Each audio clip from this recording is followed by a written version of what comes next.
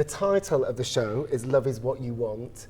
Who is the you in that sentence that you're referring to? Well, the you is actually really bad grammar, because the you is I.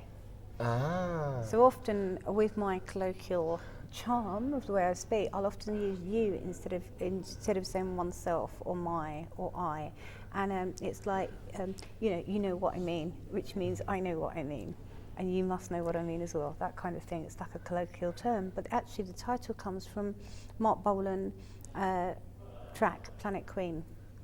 And how about the word love in there? Is this significant that there's a shift from the sexual content of your work, which people often focus on, and the love, which is very much being focused on right now? Oh, I just really would madly love to fall in. I just love to fall in love. I just want to fall in love. I want, and also I want people to really fall in love with my show. So it goes both ways as well. And I think love is what you want. I think it's an honest thing to say, and it's really simple, and it doesn't matter whether you're age 4 or you're age 90 or 110, you understand what that sentence means. But at the same time, do you think you're saying love is what you want rather than love is what I want? Because it's even more of a revelation if you'd used the first person in that title. Well, it's quite an interesting question, because I did actually play with it about what should I use it as a title. Love is what I want, love is what you want. And I went back to this is what you want, because it was more encompassing and was more worldly, really. How about the criticism that you're often self-obsessed and that there's too much of yourself in your work? You mean about the I question? Yeah. Well, when I was at art school and I was in lectures, you know, for me that was like a completely new phenomenon to go to a lecture or anything. And I was always putting my hand up and asking questions. And I was saying, but I don't know if I think that's right. And then I was taught by my tutor to say, if one was to have the opinion of, and then you can say whatever you like. But of course, that isn't honest, is it? That's just some sort of grammatic term to make yourself sound more polite. I am from the first person, I am me, and this is where my art comes from. And if I was to try and circumnavigate that, it wouldn't be real and it wouldn't be genuine. So. But how about that? How that self has changed over the years that we see documented in this show? Because I mean, could you, for example, could you produce these pieces now? Actually, I could. I've got more chance of producing these pieces than I have running down the street naked with a Union Jack, definitely. So, you know, I've changed, my body's changed, my mind's changed, but it's not changing. It's like a Dickensian thing. It's like, you know, wax. The candle is still there, just the wax changes its form. It's much more like that. I'm still here, except I've changed. I've morphed into something different, but the essence of me still retains the same thing. And some of these blankets, this one is quite recent, this one. So I think I'm capable of making these blankets again, but maybe not with the same spontaneity. And the problem with the blankets, for example, is I don't want them to ever become too graphic. And a few years ago, I must have had about 20 people around the world wanting blankets. I said to my gallerist, there was more chance of me setting myself alight than there was me making another blanket at that time. So. One of the things that really strikes me about the blankets is the sense of humour in there. And this is often neglected in your work, isn't it? It's often overlooked. Well, my friends, people who know me, know that I've got a bit of a wicked sense of humour or whatever, and I do push it to quite some limits. And then the people who don't know me think I'm always woe is me, and I'm always like moaning and crying, and my love life's a disaster, I'm ill, I'm in hospital, my world's completely fallen to pieces. But people who know me know that a lot of my strength is the fact is that I do laugh a lot.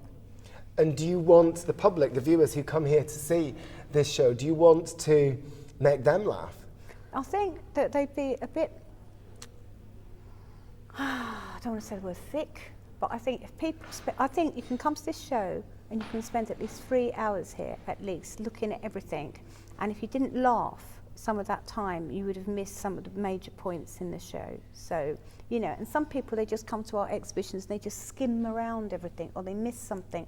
And some people come to our exhibitions, they don't even look at the art, they just talk to the other people who are at the exhibition.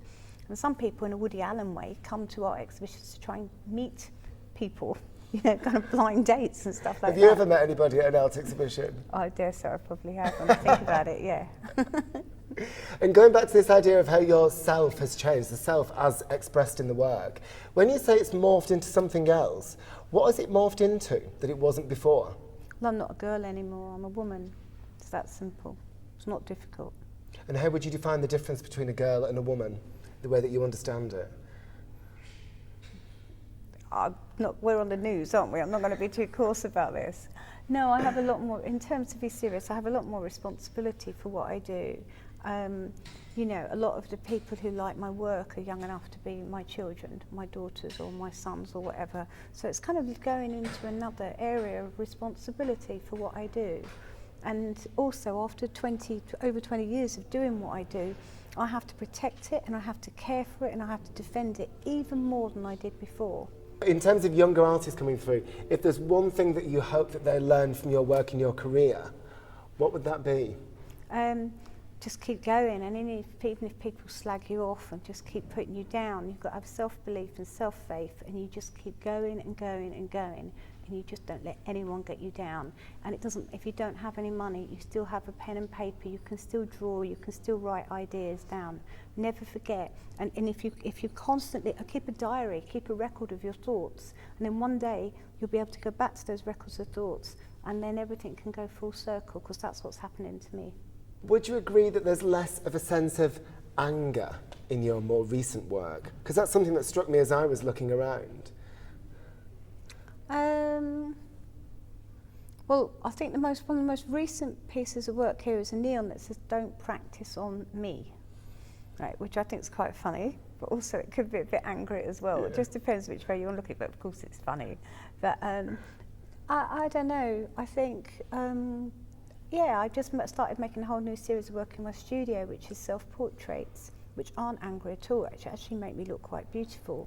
So whereas before I would have had a scrubbed out old face, and now I'm actually trying to draw the lines of my eyes and my nose and my mouth and trying to understand what I look like. So that's changed quite a bit. And what would you say, what is it that makes you angry these days? Do you still get angry about things? Yeah, I do get angry about the same old things. Boring, worldly things, no cure for HIV or AIDS. That's a really good one to be angry about. I also think that people are quite selfish on lots of issues, and the biggest thing that makes me angry is when people don't measure twice and cut once, when people make big mistakes. That's what makes me angry, because in the world there's so many mistakes that are made that are unnecessary. What about politics? Because you came out and said that you voted Tory at the last election. I didn't come out. I was kind of really pushed and forced out, squeezed. Well, the implication there is that it's something shameful. Well, no, I know, but that's what everyone was trying to make me feel like I was ashamed, but I wasn't. I got asked what I voted, and I said, I voted Tory. Well, I didn't even say I had voted. I said I was going to vote Conservative, and that's what I said, and that's what I did. And I now realise why British people have to keep it a secret what they vote, because I got such a slamming from everybody. But on the other hand, hey, guess what? Cameron won. So I think it did make a shift. You know, anyone that says this is what I'm going to vote, it's going to make a difference to the public who are like a swinging voter. And how do you feel a year on? How do you feel that David Cameron and Nick Clegg in the coalition are doing? I don't know if Nick Clegg's doing all right, but I think David Cameron's doing very well. So you're happy that you voted Tory? Still pleased with the decision that I made, yeah. And also, I vote. There's no money at the moment. There's no money anywhere. This country has been in a mess for 30 years. Not 5 years, not 2 years, but 30 years. How any government, whether it's Labour, Tory, Liberal, whatever, could come in and try and resolve something within 1 year after 30 years of mess is absolutely impossible. But during that 30 years, a lot of people would say that it's during that 30 years that the arts, and in particular the visual arts, have flourished. Yes, and your career's flourished. My career's completely flourished. My career flourished because I went on enterprise allowance, stole money, and I had a fantastic art education. And I also was tenacious enough to appreciate every single moment I had at art school, and I used every single hour that God could send me when I was there. I worked so hard, and I have not stopped working hard. And I had ambition in terms of being a woman. I didn't just want to have a family and get married and do all those kind of things. My art is what's driven me. I'm driven, and for that I'm very grateful to, and not everybody is in that position. And also I think Oh God, the 90s and the 80s were very, very difficult times, and we had to be really tenacious and really sharp and really fast just to survive. So, and survival was important. And that's the advice I'd give to most young artists now: to find a way to survive and just try and get through this patch. And it isn't just the arts that's suffering, it's the whole country. And so, you know, the welfare state is in a mess too.